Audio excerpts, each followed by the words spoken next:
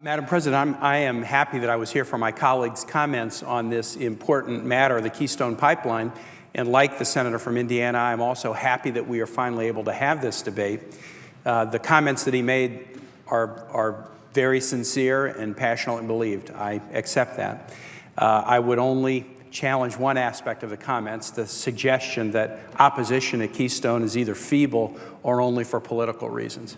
I am a pro-energy senator. The first bill that I introduced in the 114th Congress was a bill that I am co-sponsoring with Senator Barrasso of Wyoming to expedite American exports of liquid natural gas. But I am a strong opponent of Keystone on environmental and economic grounds, and I'd like to spend a few minutes and describe why.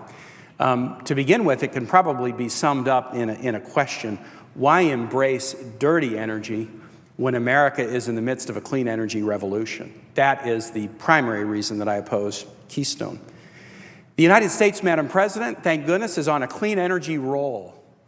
Not only are we on a clean energy roll, we are on an energy production roll that is helping our economy, helping our trade deficit, and hurting some of our most significant global adversaries, notably Russia and Iran.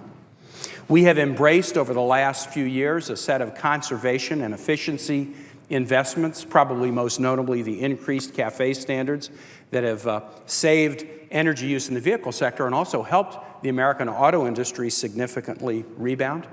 Our natural gas revolution, which I'm a strong supporter of, has enabled American industry and consumers to get lower price energy and has enabled us to switch from dirtier fuels in the production of electric power and other aspects of our power usage.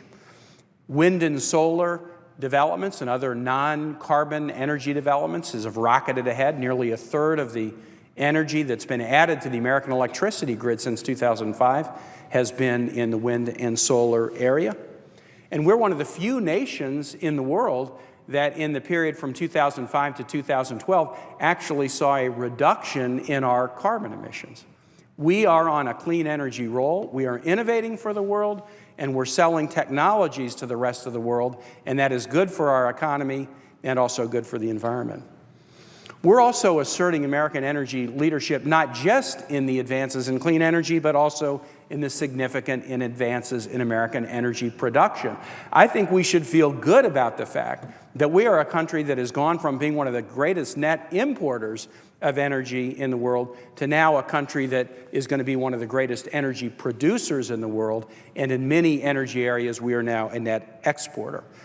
So emissions are going down, production and exports are going up, and Madam President, the other thing that's great for Americans is prices are going down. The barrel of oil right now is in the $50 a barrel range, which is putting about $1,000 a year back into the pockets of an American family.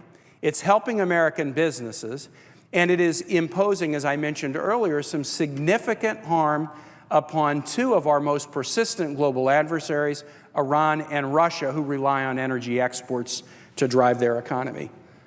Madam President, this energy revolution, higher production, greater economic efficiency, greater cleanliness, it's all been happening without the Keystone Pipeline. It's all been happening without the United States embracing tar sands oil. We're going the right direction now, and I oppose the Keystone Pipeline because accelerating the use of tar sands oil turns us around, and instead of going in the right direction to more production, more national security, and greater emissions control, the Keystone Pipeline accelerates tar sands oil and takes us the wrong direction. Simply put, tar sands oil and the exploitation of that resource is a bad bet for the environment, and I believe a bad bet for the economy. Last month, a magazine that I really like, that normally has a whole lot of articles about the outdoors, Outside Magazine, December 2014, ran a lengthy article on the area of Canada and Alberta where tar sands are mined. And the article is called "The High Cost of Oil." And to anyone who is interested in this debate, pro, con, or undecided, go online, Outside Magazine, December 2014, "The High Cost of Oil," and read what the mining of tar sands oil does to this part of Canada and to this planet. Tar sands oil is not like conventional gas or petroleum. Tar sands oil, both the mining and the refining and production of it, produces about 15 to 20% more greenhouse gas emissions per unit of energy than conventional petroleum. Natural gas produces dramatically less CO2 than conventional petroleum, but tar sands oil produces dramatically more. So if you care about the emissions of CO2, and I think we should all care about the emissions of CO2 because I accept the science that says CO2 emissions cause significant climate effects. If you care about CO2 emissions, then tar sands oil is absolutely the worst thing that can be done. Now, over the year or 2 years now that I've been in the Senate, I've had a lot of folks come to me and talk to me about Keystone. And they never say a word about greenhouse gas or CO2 emissions, not a word. Senator Coates didn't say a word in his comments about CO2 or greenhouse gas emissions.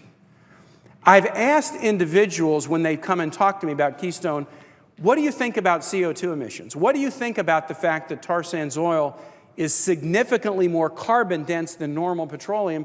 And a response that I have found myself getting a lot is, I don't know, I'm not a scientist. In fact, I heard that from an energy CEO who employs tons of scientists in his organizations. I don't know, I'm not a scientist.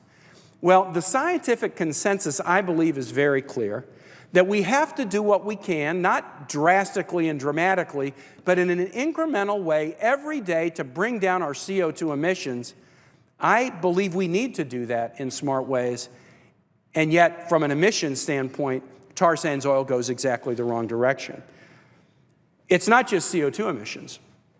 Tar sands oil also involves the mining of it, and I would encourage you to read this article, involves scraping up vast acreages of an arboreal forest in Alberta to get to the tar sands underneath. So far, an area about the size of the state of Rhode Island has been completely despoiled to look like a moonscape to get to tar sands, and this will significantly accelerate the more pipelines that are built. In the area of Alberta where the mining and refining has taken place, there's been a dramatic increase in respiratory illness and other illnesses associated either with airborne emissions or the contamination of the area's water supply. The article, probably one of the most powerful things about it, is not the lengthy analysis, not the words, it's the pictures. The pictures in that article are staggering. And when you see what has to be done to these arboreal forests to mine tar sands oil, you come back to the question, why would we embrace a dirtier technology when America's on a clean energy revolution that's driving down prices, driving up production, and also driving down emissions? Tar sands oil takes us in the wrong direction. It's not so much about the pipeline. We rely on pipelines in this country. But it's about the acceleration of the development of a resource that frankly just doesn't need to be developed. Madam President, I'll conclude and say this, that some say, as I've made this argument, well, look, it's going to be mined anyway and refined anyway. If the pipeline doesn't go through the United States, it'll go westward through Canada or eastward through Canada or another direction. I'm not completely sure that that's correct. The article in Outside discusses the fact that Canadians who know this better than anybody because they live in the neighborhood are fighting against pipelines being built in Canada. There's also the matter of, with oil now at a significantly lower price than it's been, even the economics of this tar sands oil, which is pretty expensive because of what you have to do to refine it, may not make sense. But even if we set those arguments aside and somebody says to me, hey, why shouldn't the U.S. just give the big green light to tar sands oil because somebody's going to get it? The reason I think we shouldn't is I think the U.S. is showing the world right now what it means to be an energy leader. Increased production, lower emissions, lower prices. Through innovation, through American innovation, we are showing the world what it means to be an energy leader. And we are a leader because we've embraced, I think, a simple ethic. I'm not an engineer, but as I look at what's happened in the innovation in the last decade, the ethic we've embraced is, let's do it cleaner tomorrow than today. Pretty simple. Let's do it cleaner tomorrow than today. Not dramatically cleaner. It doesn't have to turn day and night from tomorrow to today, but let's just get a little bit cleaner tomorrow than today. That's what we've been doing as a nation. And it's been increasing supply, it's been driving down demand, it's been driving down prices, it's been helping us control emissions. That's what we should keep doing. So I am a pro-energy senator. but I am a deep skeptic about the use of tar sands oil. And for that reason, I'm glad we're going to have the debate. I think we should finally be at it. But I'm going to oppose the Keystone Pipeline because tar sands oil is going backwards, not forwards. We're showing the world what it means to go forwards, and that's the direction we should continue to go.